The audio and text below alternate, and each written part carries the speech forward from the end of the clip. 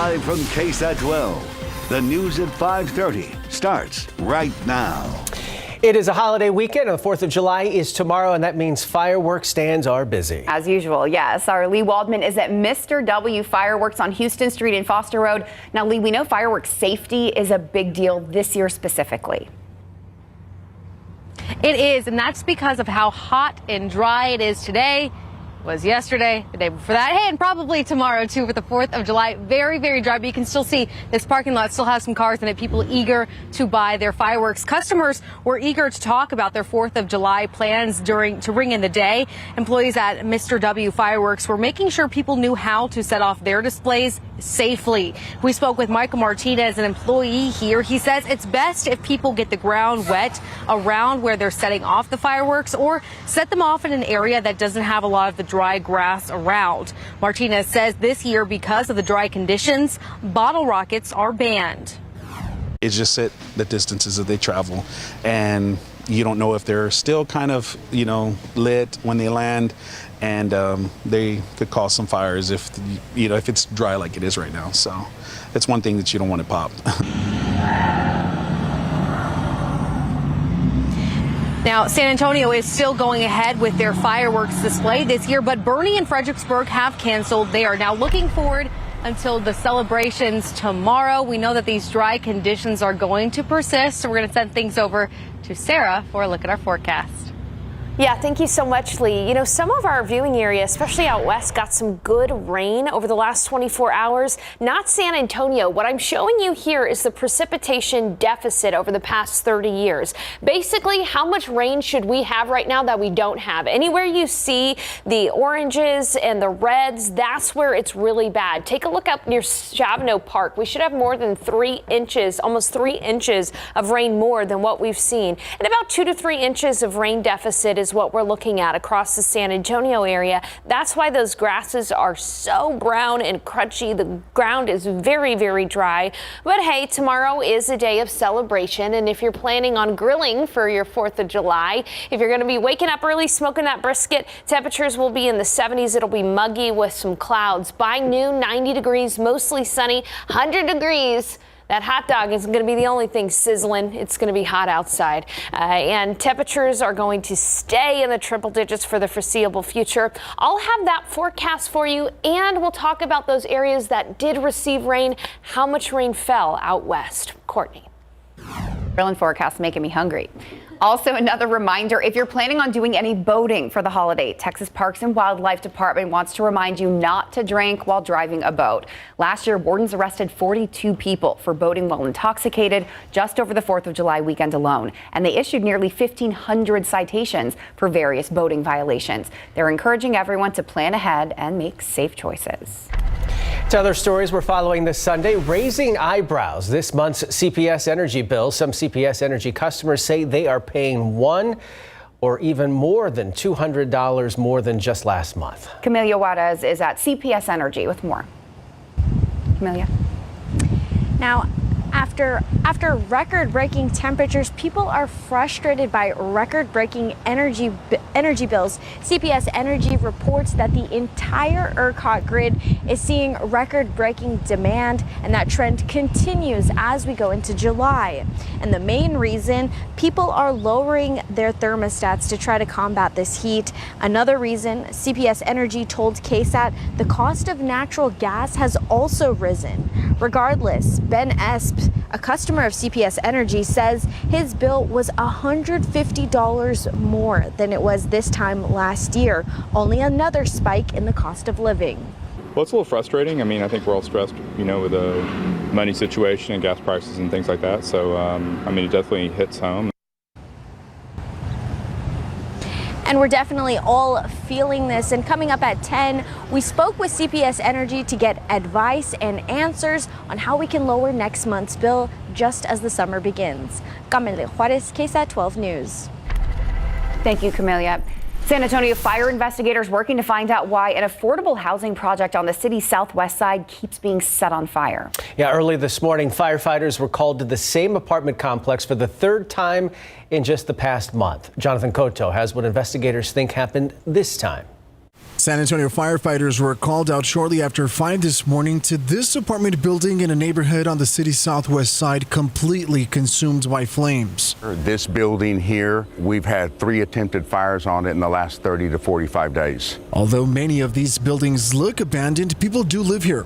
This community is the preserve at the port and is currently under renovation. Anyway, we're trying to turn this thing around and get good families in here, honest families, and that's why it's an affordable project. The building was vacant, so no families were displaced, but those who were hoping to move into a remodeled unit will now have to wait. I would say 60% of these buildings are rehabbed, maybe 70, and this building here was about 70% completed, and we were waiting for final inspections on mechanical to throw the sheetrock up. Developers here on scene have told us they are estimating at least $600,000 to $700,000 in property losses. Now, as unfortunate as this situation is, both developers and tenants say this isn't the first time that a fire takes place here on this property. We've reported some of this stuff. We've probably got, check your records, 50, 100 incidents reports in the last year to 18 months. One man who lives in the community says he thinks people who are looking for a place to stay are breaking into the buildings and causing the fires. I've been here through at least 6 fires, and the one right here in the back when they had the carport where the cars parked burned. The cause of the fire is under investigation, and developers say they are hopeful for the future of this community. You know, the Port of San Antonio has done a really good job to clean up this area. This will go a long way. The gateway was redone 2-3 years ago. This is a really, really rough area. Jonathan Cotto, KSAT 12 News. Still ahead on the news at 5:30, travel chaos continues. The 4th of July holiday proving to be a tough one for airline companies. What they say is causing delays and cancellations this time. That's next.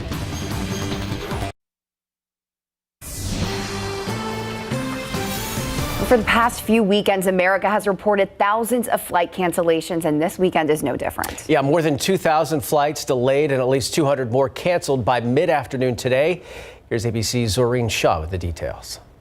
Millions of Americans are on the move, ready to celebrate the 4th of July holiday. Barbecue, 4th of July, boat rides, fireworks. The TSA says it screened nearly 2.5 million travelers on Friday, the most in one day since the pandemic began. You know, we always wish we had more staff, but we have enough staffing for this weekend. And as you might know, we also have about 1,000 officers in TSA that have volunteered to go on a temporary basis to help other airports. Increased demand for travel, along with pandemic-related staffing shortages and stormy weather, are presenting challenges for the airlines. Thousands of flights have been delayed or canceled nationwide since Friday. We got delayed on our first flight and we had to switch flights, and we're hoping it doesn't happen again because we have stuff to do and we want to get home. Airlines blame the recent surge in cancellations on the FAA, but Transportation Secretary Pete Buttigieg disputes that claim, threatening to sanction airlines. There are some things you can't control, like weather, but there are a lot of things that the airlines can and should control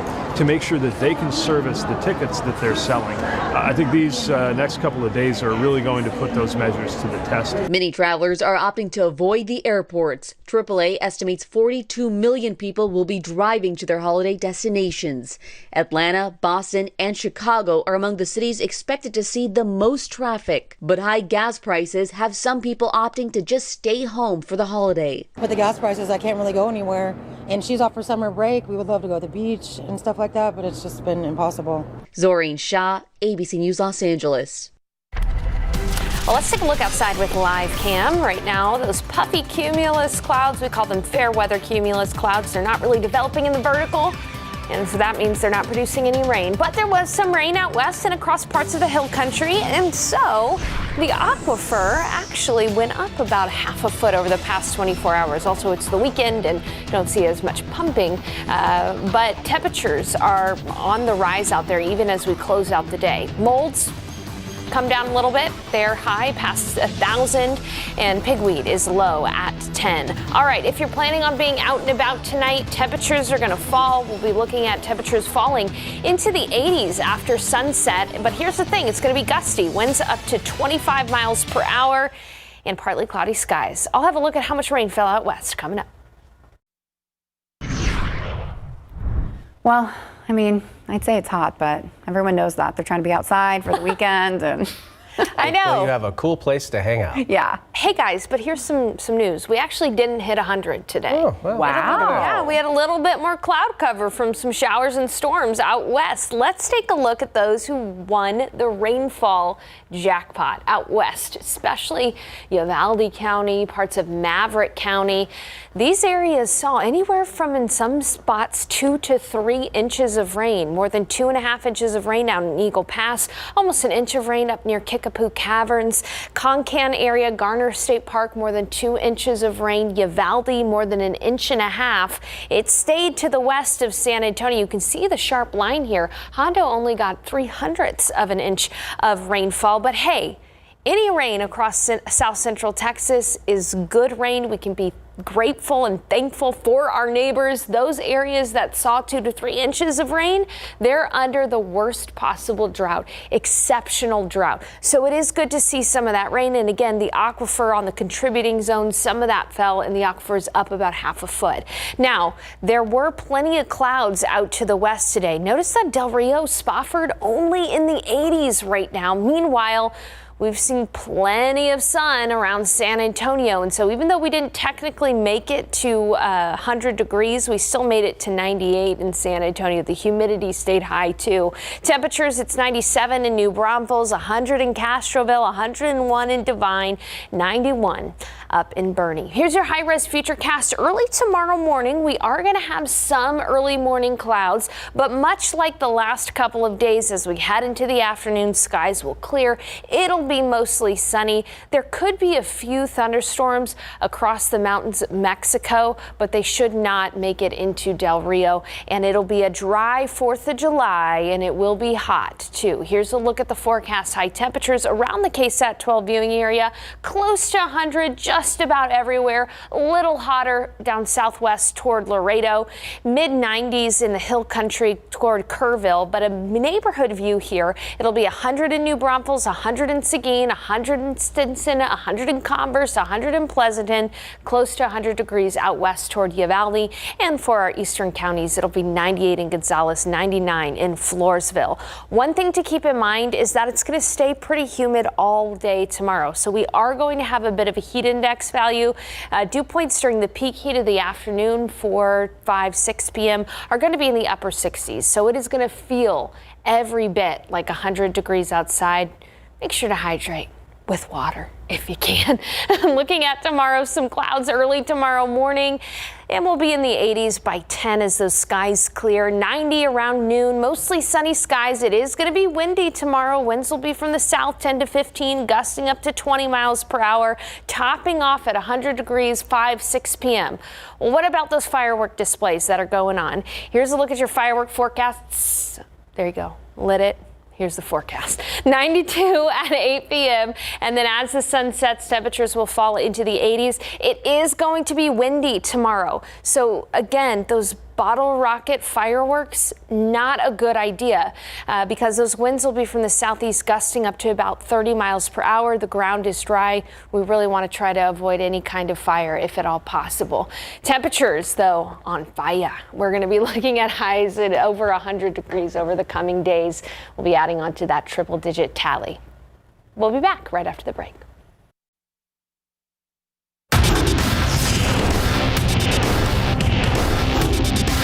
It means so much to me being able to stay in my hometown, play professional soccer, be part of such a great community, great group of fans, great team, great club. All I want to say is thank you guys so much.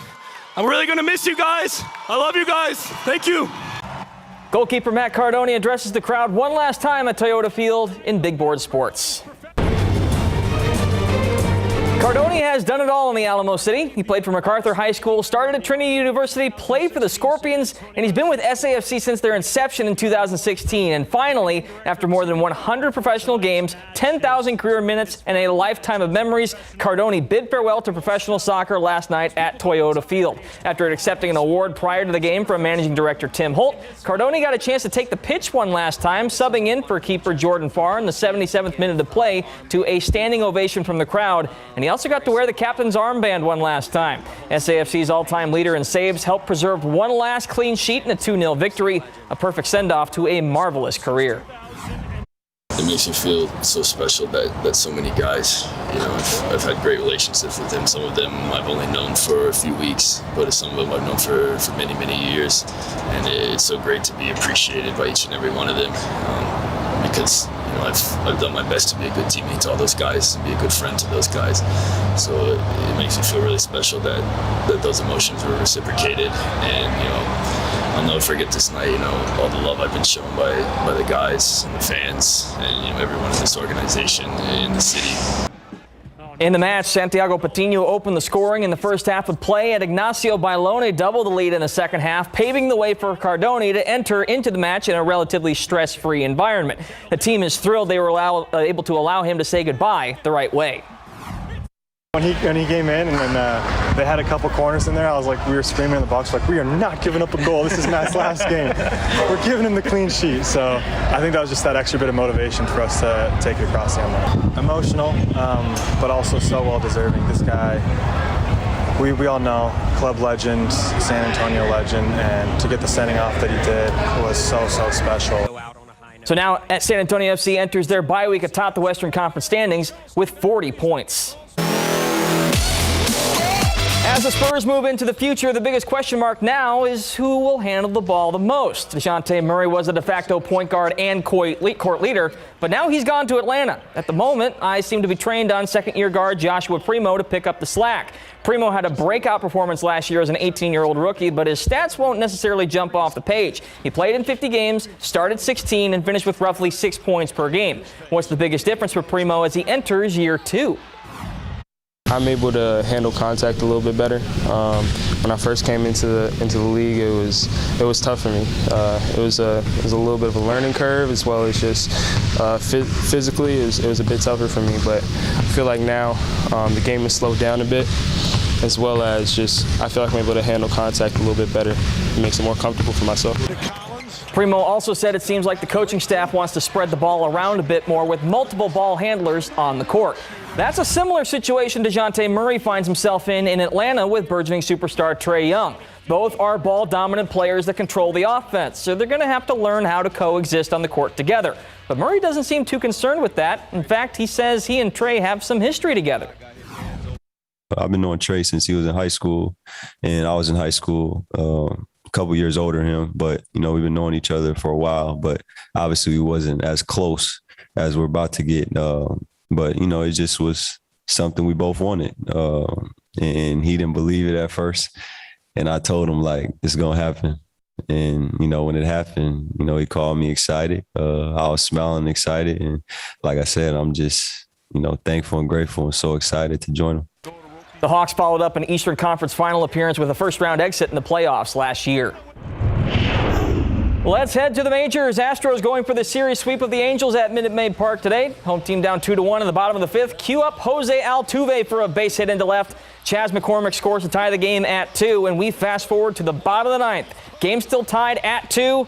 Not anymore. Jeremy Pena says drive home safely with a 2-run shot to center field. Here is your final score. Astros beat the Angels 4-2 for their 6th straight win, and the Rangers fall to the Mets 4-1. Another local representative of the NFC North was back in town this afternoon at Jay High School. Detroit Lions wide receiver Josh Reynolds returned to San Antonio to lead a free camp at his alma mater, where he worked on football drills and getting kids active. Reynolds is always thrilled to give back. I think about 2 years ago, we did our first one, and it was awesome, man. Being able to have all these kids out here, and from my neighborhood, man. And not all from Jay, just from the neighborhood, North Side. So it's it's awesome to be able to come up, kind of give back to everybody. So between him and Ty Summers, we're just missing the Vikings and Bears. We'll have the entire NFC North to cheer for next year, along with the Cowboys, obviously, and the Texans too. Always nice when they come back and give back. Thank you, Andrew. You got it. We'll be right back. We just missed 100 today, but don't worry, guys. We're going to have plenty of opportunities to reach 100 in the coming days. Temperatures, in fact, are even going to get hotter as the heat high settles overhead. That's why, unfortunately, there is little to no chance for rain over the next 7 days, and temperatures will be ranging anywhere from 100 to 105, depending on where you live. But in San Antonio, 102 is going to be the forecast for the weekend, next weekend. I'll be looking forward to October. Thank you.